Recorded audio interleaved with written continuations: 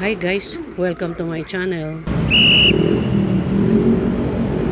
For today video, pupunta po tayo ngayon sa Binangonan Fishport para po sa murang isda.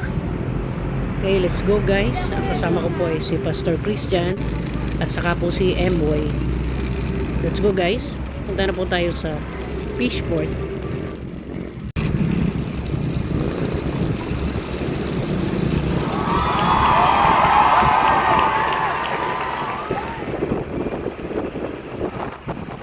A few moments later.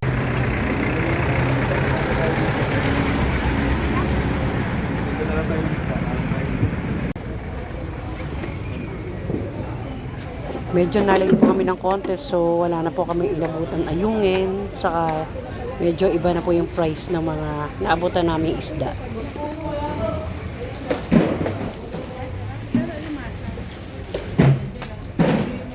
Pero tilapia ate.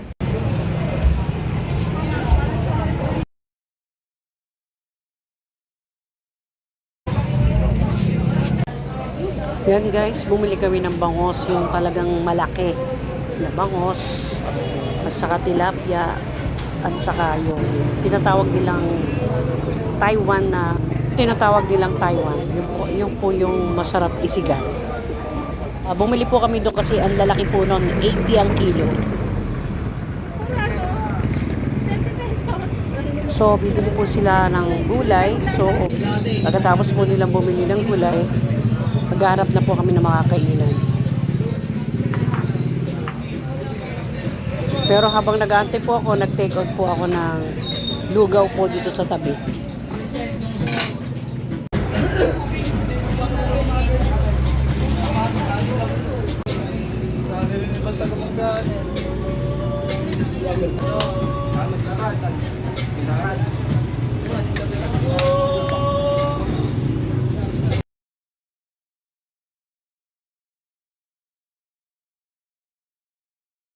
One eternity later.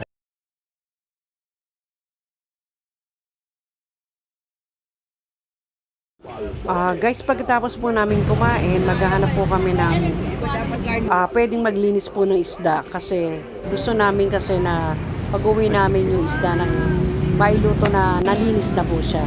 So dito po sa gilid nakakita po kami, so magbabayad na lang po kami para malinis po yung isda namin. Guys, panoorin nyo po kung paano paglinis para matuto po tayo kung paano paglinis na isda. Para kahit po na bumili tayo doon na hindi naglilinis doon, pwede na po natin, tayo na po yung maglinis.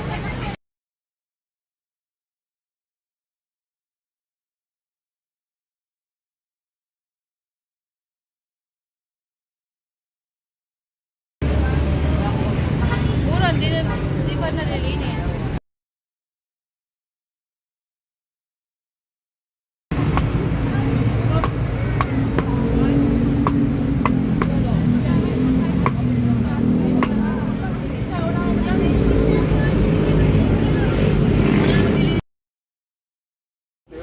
So guys, yung po yung Taiwan. So yan po, ang ganda-ganda po nung pinakalaman niya. Fresh na fresh po. Yun po yung masarap isigang.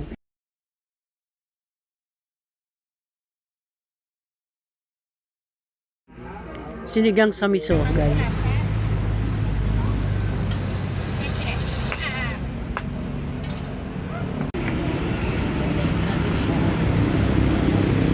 Natin siya. Sintay naman natin. Ano namang wala?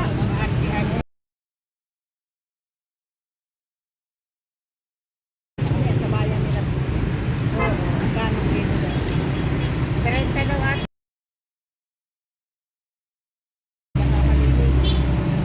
Pwede ko sa amin.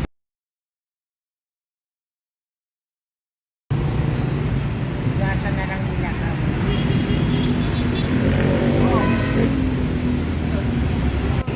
Yan guys, uwi na kami. Maglalaba pa po si Pastor.